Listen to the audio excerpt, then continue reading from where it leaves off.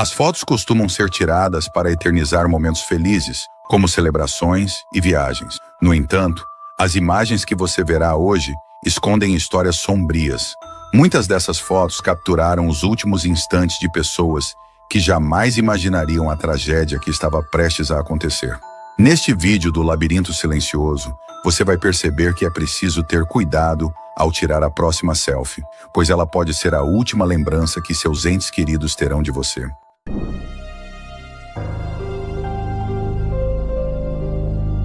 Em outubro de 2013, uma tragédia devastadora ocorreu a cerca de 60 metros de altura. A fotografia capturada nesse dia mostra os momentos finais angustiantes de dois jovens mecânicos que ficaram presos no topo de uma turbina eólica em chamas, sem qualquer meio de fuga. Arjan Kuz, de 21 anos, e Din Si, de 19, faziam parte de uma equipe de 4 engenheiros encarregados da manutenção de rotina em uma das turbinas de 67 metros do parque eólico Delta Winds, em Oud-Ghensplaat, na Holanda. Durante o trabalho, um incêndio inesperado começou na estrutura principal da turbina, por razões que até hoje não foram completamente esclarecidas. A hipótese mais provável é que um curto-circuito na fiação tenha provocado as chamas, que rapidamente se alastraram, bloqueando a única escada de evacuação disponível. 2 membros da equipe conseguiram escapar, mas Arjan e Din ficaram presos e foram forçados a subir até o topo da turbina na tentativa desesperada de se salvar. No entanto, as chamas logo começaram a consumir a plataforma onde estavam. Testemunhas no chão capturaram imagens angustiantes dos 2 jovens se abraçando no que pareciam ser seus últimos momentos. Diante da situação extrema, um deles tomou a difícil decisão de pular da turbina, preferindo isso a ser consumido pelo fogo. Seu corpo foi encontrado pelos investigadores em um campo próximo. O outro jovem não conseguiu escapar das chamas e seus restos mortais foram recuperados pelos bombeiros após conseguirem controlar o incêndio. Esse trágico acidente levou a uma grande revisão das normas de segurança em parques eólicos. Medidas como a implementação de protocolos de emergência mais rigorosos, treinamentos regulares de evacuação e a introdução de kits de resgate com cordas e equipamentos de rapel foram adotadas com o objetivo de garantir que uma catástrofe como essa nunca mais aconteça.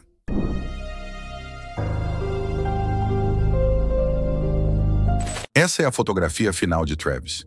Em junho de 2008, Travis Alexander, com 30 anos, estava pronto para iniciar uma nova fase de sua vida. Após um relacionamento turbulento e tóxico, ele havia se reconectado com sua fé mórmon e sentia-se preparado para seguir em frente. No entanto, sua ex-namorada, Jodi Arias, não estava disposta a deixá-lo ir. Travis conheceu Jodi, de 26 anos, em uma conferência de trabalho em Las Vegas, em setembro de 2006. Eles se deram bem imediatamente, compartilhando interesses como o gosto por atividades ao ar livre. Jodi, curiosa sobre a espiritualidade, foi batizada no mormonismo por Travis 2 meses depois, e o casal parecia estar feliz, viajando entre o Arizona e a Califórnia, trocando mais de 82 mil e-mails. Contudo, o relacionamento estava longe de ser perfeito. Frequentemente, eles se separavam e brigavam intensamente por questões como infidelidade de Travis, manipulação emocional, mentiras de Jodi, ciúmes possessivos e invasão da privacidade, como o monitoramento dos e-mails e redes sociais.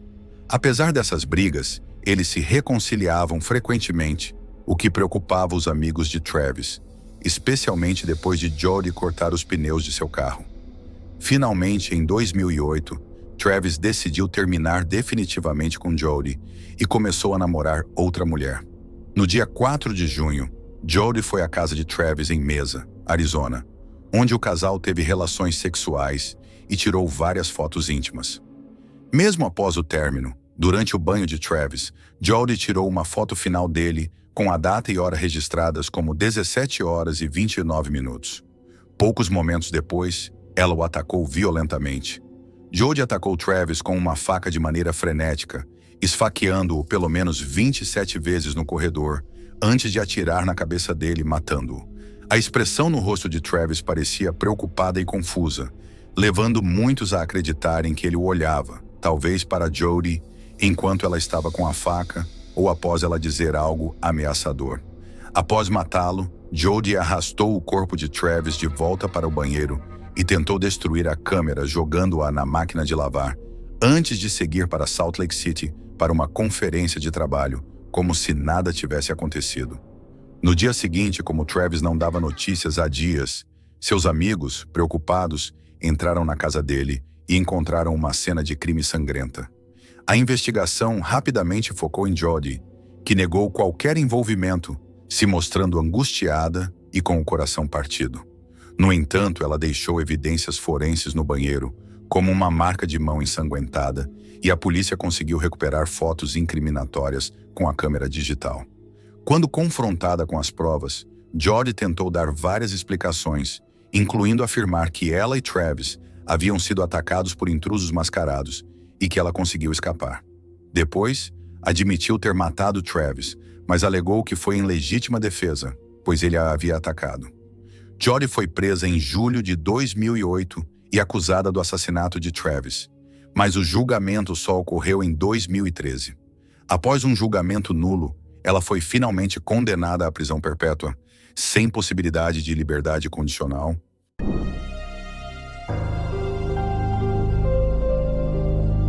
Em 2015, um relâmpago atingiu algo que parecia saída de uma história do Ripley. Acredite se quiser. A fotografia, que à primeira vista parece divertida, mostra os irmãos Michael e Sean McQuilkin no Parque Nacional Sequoia, na Califórnia, segundos antes de serem atingidos por um dos fenômenos mais mortais da natureza. No dia 20 de agosto de 1975, os irmãos Michael, de 18 anos, Sean, de 12, e Mary, de 15, estavam explorando o parque durante as férias de verão. Eles escalaram o Morro Rock, um pico de granito de 300 metros, e estavam no topo quando o clima começou a mudar. Embora o dia tivesse começado de forma agradável, o céu escureceu à medida que se aproximavam do cume, e nuvens de tempestade começaram a surgir, deixando o ar úmido e pesado. No entanto, isso não impediu os jovens de continuarem sua subida. Os eventos começaram a tomar um rumo inesperado quando Michael levantou a mão direita para o ar e percebeu que o anel que usava começou a zumbir, a ponto de todos ouvirem o som. Ele tirou uma foto de Mary e ela fez o mesmo com ele e Sean. Na época, eles acharam a situação engraçada.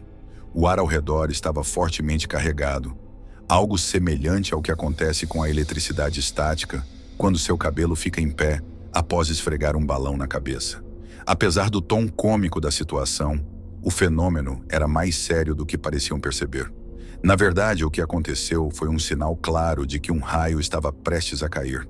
O raio atingiu muito perto de Michael e Mary, fazendo com que caíssem no chão, mas acabou atingindo diretamente Sean, que estava com eles na rocha naquele dia. Michael lembrou depois, dizendo que, de repente, foi jogado ao chão por uma explosão enorme. Mary estava se levantando, um pouco tonta, enquanto Sean ficou desmaiado, encolhido de joelhos, e até soltava fumaça. Algumas pessoas disseram que o raio parecia um cordão de energia, como se estivesse conectando tudo. Milagrosamente, os 3 irmãos sobreviveram, mas Sean ficou com queimaduras de 3º grau e uma concussão. Foi um evento raríssimo, quase impossível de acontecer, mas mesmo assim, eles ficaram vivos. Infelizmente, em 1989, Sean faleceu, mas por causas diferentes. Quase 50 anos depois, Michael compartilha um conselho valioso. Se você ver nuvens escuras se formando, seja o primeiro a sair de perto.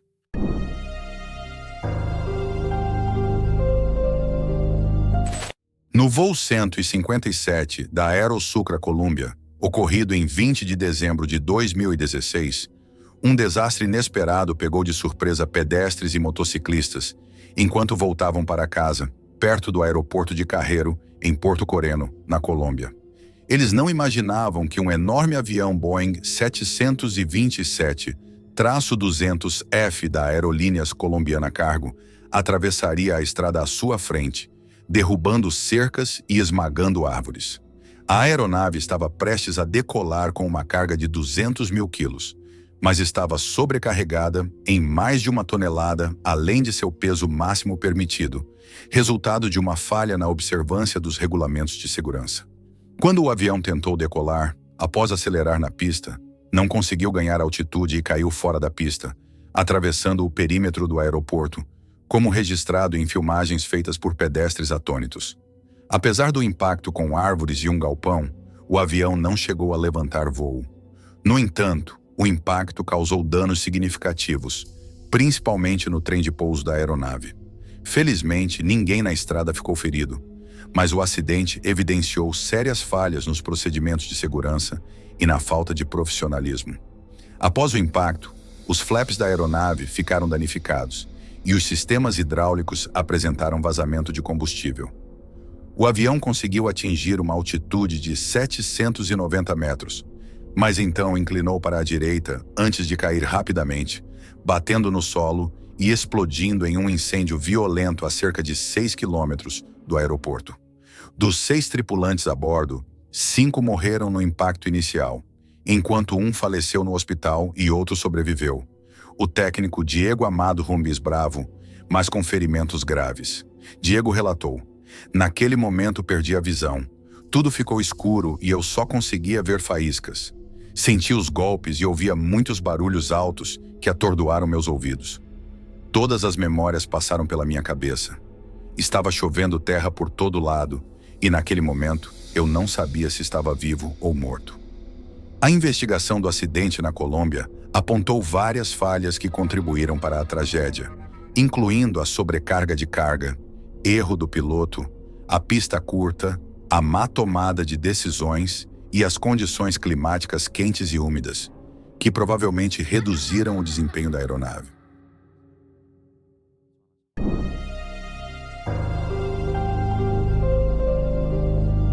Em 28 de novembro de 1979, o voo 901 da Air New Zealand, que havia decolado de Auckland às 8 horas da manhã, estava realizando um voo turístico sobre a Antártida, com 257 pessoas a bordo, sendo 237 passageiros e 20 tripulantes.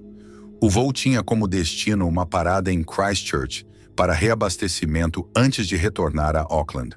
A tragédia ocorreu cerca de 4 horas após a decolagem, quando o avião colidiu com uma montanha, resultando na morte de todos a bordo.